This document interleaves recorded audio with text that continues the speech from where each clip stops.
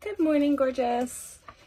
Happy Canadian Thanksgiving if you celebrate it. And if you don't, I get it.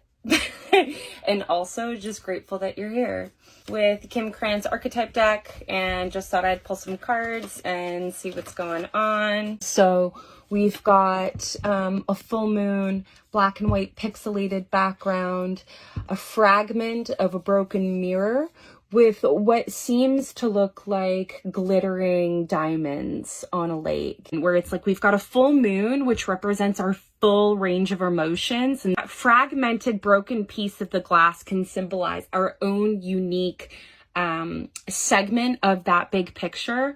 And because it's a broken mirror, for Zen is the fragmentation or the disassociation or the detachment or the fragmentation of the soul. Being detached emotionally to a certain point is actually really healthy.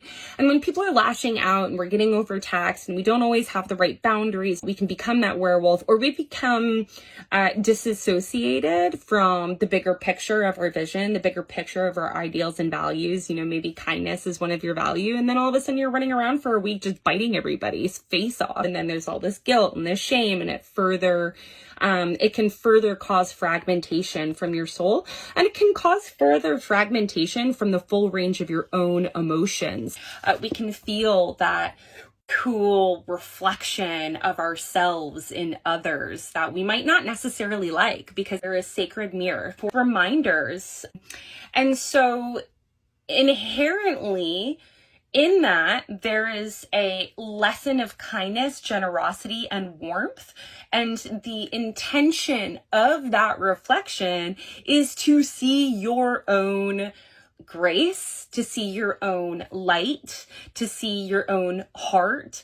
And these are what's reflected in that golden light of the sun that then is being transmitted, by the moon. The next card we have here is the shadow. Not all that glitters is gold, right? There's an illusion, a fantasy, a mirage, a picture of something better and greater. And sometimes that's what happens, right? When we're getting lashed out, or we feel fragmented from our own emotional landscape, or what we think we should be, or who we think we should be, it's like through the looking glass, right? This reminder of like everything that you're not. But the flip side of that is that it becomes the thing that you follow, right? As your ideal, because this fragmented piece of mirror wants to go back to the whole and complete its vision. And this little piece of the mirror knows that it's not the whole mirror.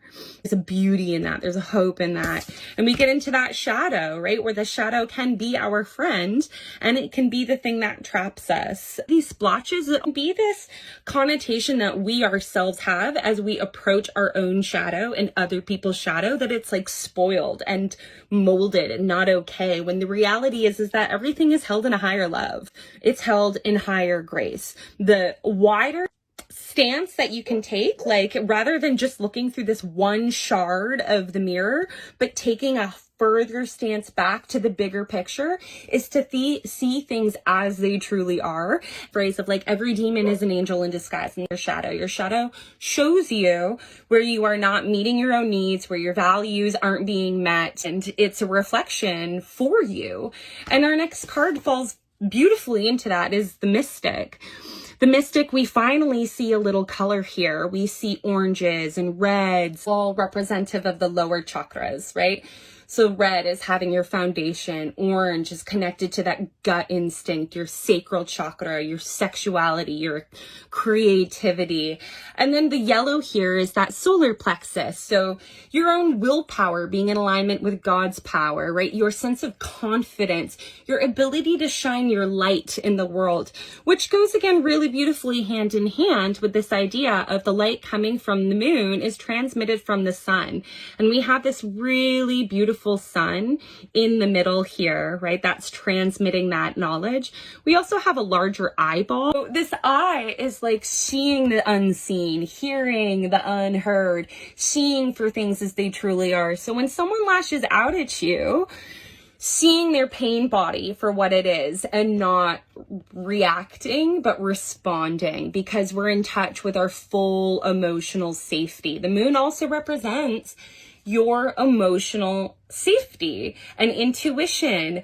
And in its fullness, you have reparented yourself. You are your own mother. So you know what it is to feel safe, nurtured, and secure so that you don't have to lash out at other people because you feel fully secure within your own emotional realm to know that it's not your stuff, it's their stuff. Beautiful butterfly is the transformation of shadow. Somebody lashing out at you, holding them in love. And this does not mean we condone abuse ever. I'm never say in abusive situations, okay? Mystic, as we see these crazy times though, and world events unfolding and people wearing masks again and just this everything that's going down, right? It's like, okay, we can choose to be disassociated or fragmented or choose to move through it with a knowledge that because we're familiar with our own shadow and we've made friends with it, we see its sacred mirrorship, we take everything in lessons, right? As a medicine bundle, we transmute it, so the poison, if you will, like Shiva, to become a strength so that werewolf bite is no longer an infection, but something that you have mastered and you have the antidote and you can teach other people how to do it. And that's what we need right now, is to be that shaman, to be that mystic.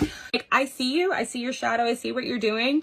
I don't receive it with love, but bounce, because I'm on a mission here and I've done my work and I'm good. I'm solid. I am the light, So just going to pull one of these cards, Decision. Oracle of the Radiant Sun deck, and it's Mars in Gemini. It talks about duality.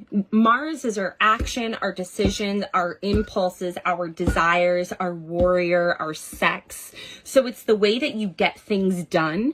And then Gemini is the twins. And it's duality, it's polarity, it's extremes, it's seeking knowledge. It inherently represents a schism within the psyche. And so Gemini goes around trying to find as much information as possible to then lean into its polarity in Sagittarius, where it finds the big picture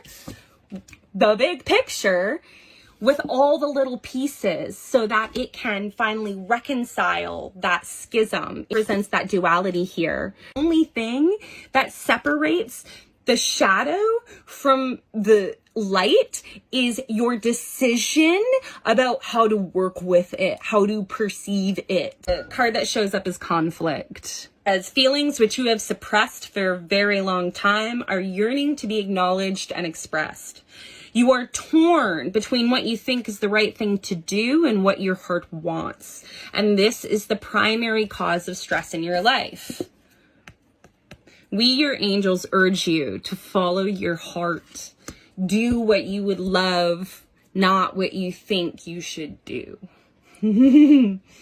Cool. With that, I love you. I hope it was helpful. Be blessed and protected in the meantime. Get at me if you want a personal reading, and I will see you next time.